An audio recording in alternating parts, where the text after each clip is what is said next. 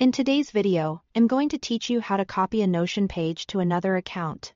This is perfect when you are moving work between personal and team spaces, or if you are setting up a clean version of a page in a fresh account. Start by opening the Notion page you want to copy. Make sure you can view everything on the page, including any subpages and databases you want to bring over.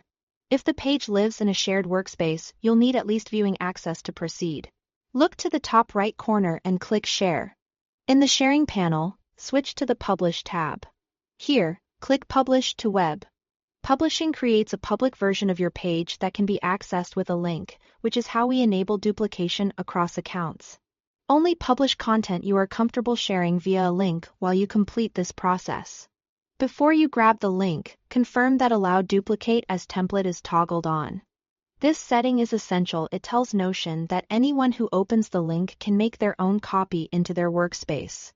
If this is off, the duplicate button won't appear for the other account, and the transfer won't work. Now, copy the site link shown in the Publish panel. This is the public URL for your page. It's different from a private share link because it works without inviting a specific person or email. And it's the key to duplicating into another account. Open your browser and log into your new Notion account. If you use multiple accounts, double-check the avatar in the top corner so you are sure you are in the right one. Keeping accounts straight helps avoid saving the copy to the wrong workspace. Paste the site link into your browser's address bar and load the page. In the top right of that public page, click the Duplicate button.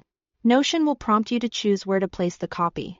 Select the workspace where you want the page to live. After a moment, Notion will create a full copy in that destination. The duplicated version includes the page content, subpages, and databases, so your structure and entries come over with it. Once it finishes, you can open the copy in your new account and start working as usual. And that's all there is to it, from publishing with duplication enabled, to using the site link, to selecting the destination workspace. You've moved a Notion page to another account in just a few clicks. Thanks for watching.